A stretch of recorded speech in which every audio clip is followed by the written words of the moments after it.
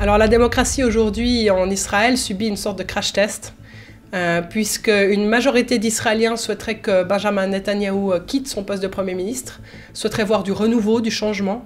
Et malheureusement, à cause de ce système de coalition qui inclut une sorte de jeu des chaises musicales où on peut visiblement toujours s'en sortir quand on a les bonnes alliances, leur volonté n'est aujourd'hui pas respectée. La preuve, c'est qu'on est aujourd'hui aux 4e élections en moins de 2 ans. Les gens sont fatigués, ils en ont assez de voter, ils en ont assez de voir qu'en fait leur système ne fonctionne pas.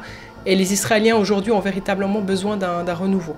Je m'appelle Aline Jacotet et ça fait 3 ans maintenant que je suis correspondante pour Le Temps à Haïfa en Israël.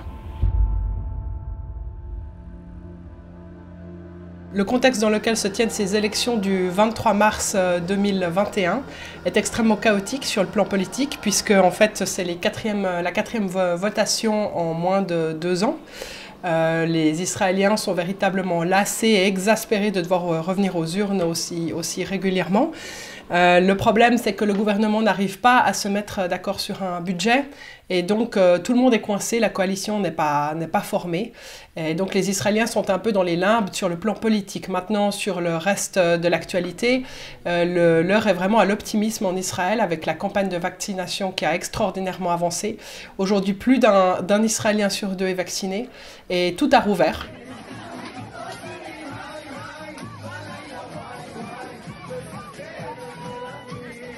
Et donc ça permet en fait de souffler véritablement un vent d'optimisme autour de cette campagne qui malgré tout reste extrêmement lassante pour la population. Le Parlement israélien est composé de 120 sièges. Sur ces 120 sièges, ces 120 sièges sont attribués selon le nombre de voix que les partis obtiennent de la part des électeurs. Et pour former une coalition, il faut au moins obtenir 61 sièges sur 120 pour pouvoir former une coalition et présenter son projet devant le président de l'État d'Israël qui attribuera le siège du Premier ministre à celui qui réussira à faire cette coalition. Le problème, c'est que le Likoud, le plus grand parti d'Israël, le parti de Netanyahou, n'a que 30 sièges. Et donc il faut qu'il trouve 30 sièges encore. Il manque 30 sièges pour qu'il puisse former cette coalition. Et ça, c'est le grand enjeu, c'est le jeu des alliances et des chaises musicales dans le Parlement israélien. Benjamin Netanyahou s'accroche au pouvoir pour 2 raisons. La première, qui est peut-être la raison profonde, c'est que cet homme, ça fait 30 ans qu'il fait partie de tous les gouvernements, de quasi tous les gouvernements d'Israël. La politique et le fait d'être Premier ministre, pour lui, je pense que c'est vraiment ce qu'on appelle en fait un animal politique. Et donc le pouvoir, quand il y a goûté à ce niveau-là, c'est difficile de s'en défaire. Maintenant, il y a des raisons plus triviales en fait. Aussi, c'est que ça fait un certain nombre d'années maintenant qu'il est poursuivi en fait dans 3 procès où il est accusé de fraude, de corruption et puis d'abus de pouvoir. Et il essaye à tout prix évidemment d'échapper à ces procès.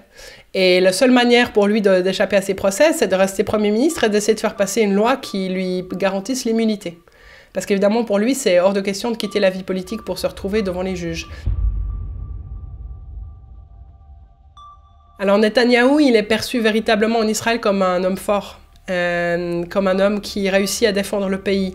C'est vraiment quelque chose de primordial, vraiment primordial pour les Israéliens. Il y a beaucoup de gens à qui j'ai parlé ces derniers jours qui me disaient « Bon, on sait qu'il a volé, on sait qu'il est responsable de corruption, il a des amis riches, il s'est laissé tenter, mais en attendant, regardez comme le pays est sûr. En attendant, regardez comme il réussit à défendre nos intérêts à l'étranger.